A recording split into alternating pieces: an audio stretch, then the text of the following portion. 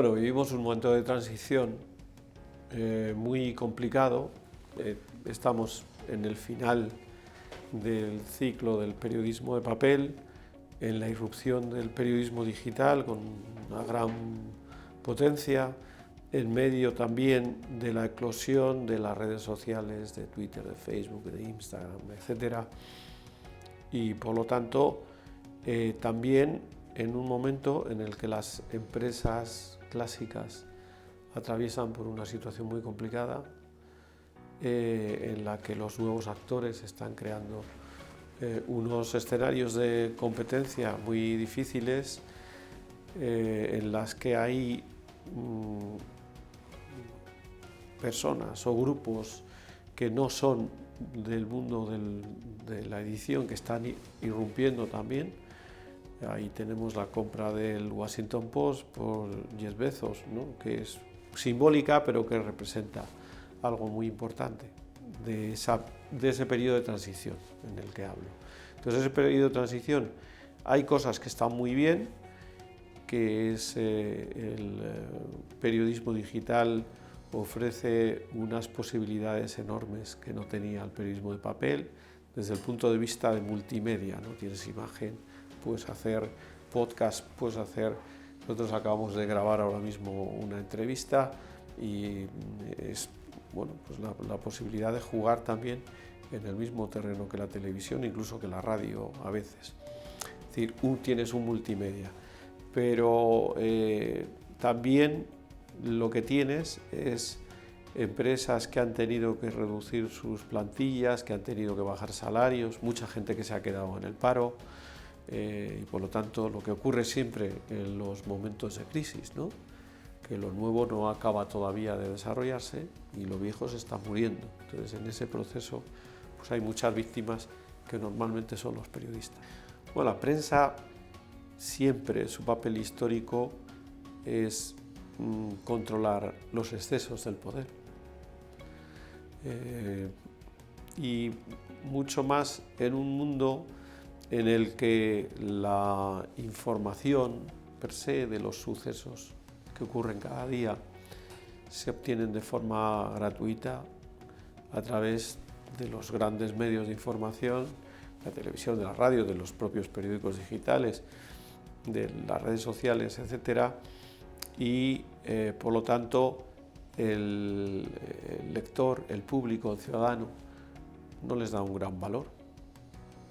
Sin embargo, el papel que convierte a la prensa en un actor, que convierte a la prensa en una base de lo que entendemos por una sociedad democrática, lo que proporciona al ciudadano mecanismos de control que de otra forma no tendría, es la posibilidad que tiene la prensa de denuncia del poder, de los abusos del poder, de la corrupción, de las formas a veces un poco hasta burdas que tiene el poder de ignorar a los ciudadanos, etc. Eso hoy tiene muchísimo valor, ¿no? Ese es el valor de la prensa que no te lo da el medio, sino que te lo da la profesionalidad y te lo da el entender para qué sirve el periodismo. Bueno, el pago por los contenidos es algo que se ha hecho históricamente hasta hace muy poco tiempo. La gente pagaba por los periódicos y lo extraordinario es lo que estamos viviendo ahora, es que la gente no paga por el periodismo, no paga por esos contenidos. Entonces, eso hace que la situación sea insostenible, porque la publicidad no da para mantener grandes y sobre todo redacciones de calidad, más que grandes, redacciones de calidad. O sea, si queremos un periodismo de calidad, el periodista tiene que ser un buen periodista y por lo tanto tiene que estar retribuido como corresponde a un buen profesional. La publicidad ha variado muchísimo también en este proceso de transición que hablábamos antes. Por un lado, la publicidad se ha abaratado muchísimo, es decir, probablemente se vea la misma mancha publicitaria, pero lo que se paga por esa mancha ha caído un 40% en los últimos años y también se ha desplazado, es decir, han surgido nuevos actores como propio Facebook o Google que acaparan la mayor parte del pastel publicitario que antes se quedaba en los periódicos. Y por lo tanto, los medios de comunicación, los periódicos, tienen que buscar fórmulas complementarias para buscar ingresos, y una de ellas es el pago por los contenidos. ¿Va a representar eso a corto plazo una solución a los problemas? No. Yo creo que hay que mirar en el medio y largo plazo. En el medio plazo nosotros aspiramos a que el pago por contenidos represente más o menos un tercio de nuestros ingresos y que a largo plazo pudiera suponer un 50% de los ingresos, ¿no? Un poco sería volver a la situación que teníamos con el papel. En el papel teníamos, pues eso, un 60-40 más o menos entre ingresos publicitarios e ingresos por la compra de los periódicos. Tenemos que ir a ese modelo. Es lo que han hecho los grandes periódicos globales como el New York Times, pues que ya tiene más de 3 millones de suscriptores y de hecho podría subsistir incluso sin publicidad, o periódicos clarísimamente más de nicho como Wall Street Journal o Financial Times, que tienen la mayor parte de sus ingresos por el pago de los contenidos. Aquí se ha abierto ya esa modalidad, empezó el mundo, nosotros, yo creo que otros periódicos también seguirán la estela del Independiente, pero también es verdad que vamos a vivir en un escenario en el que cada medio va a encontrar o va a buscar su propia salida, ¿no? O sea, yo el otro día estaba con el director de un periódico digital que me decía que ellos no ven el pago por contenidos, que ellos tienen muchos ingresos por publicidad programática y con eso les va bien. Bueno, pues vamos a vivir un escenario en el que habrá un poco de todo. Bueno, hubo un momento de un poco de atolondramiento de la gente que pensaba que periodista era cualquier persona que fuera por la calle y contara en su cuenta de Twitter lo que estaba viendo. Eso no tiene nada que ver con el periodismo.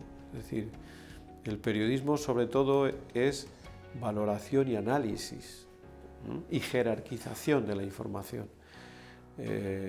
Las redes sociales han servido de altavoz. Nosotros utilizamos las redes sociales para difundir nuestros contenidos y son una buena vía de distribución de esos contenidos.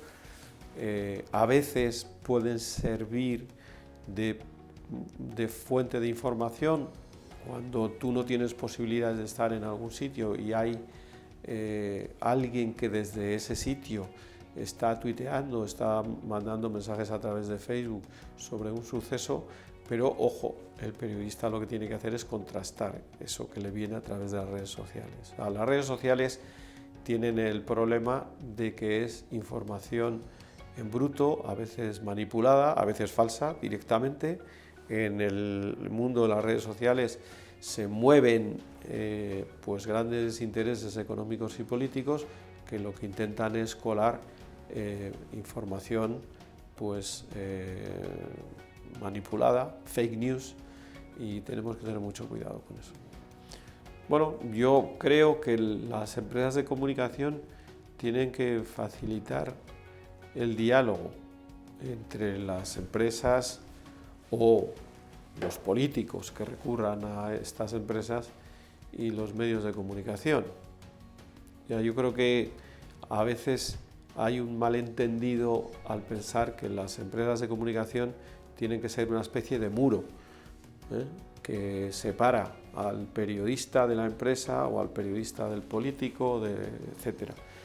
Y eso es un error de planteamiento. O sea, el periodista,